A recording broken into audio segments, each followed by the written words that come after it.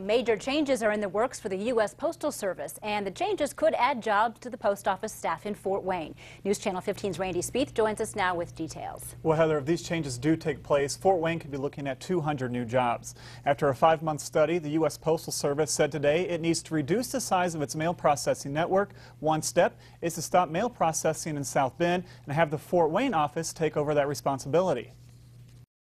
For the past 6 years, the U.S. Postal Service has seen a decline in its #1 source of revenue, first-class mail. It's declined in 25% since 2006, and of course it was our main source of revenue. We don't get tax dollars. The only revenue we get is from postage, from stamps, and from postal products. The decline in revenue is causing a nationwide problem for the Postal Service, which is trying to cut its yearly costs by $2.1 billion.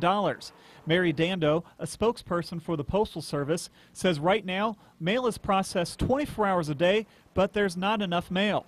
Now we're finding that we have parts of the day, of our 24-hour day, where we have hardly to no mail at all.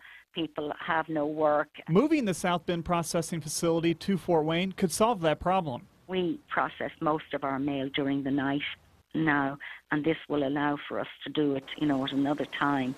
If we go ahead and we get the service standard changed, then we can consolidate. And so we'll say, for example, South Bend and Fort Wayne now will have a huge volume of mail at a certain time that can be processed really quickly and then delivered.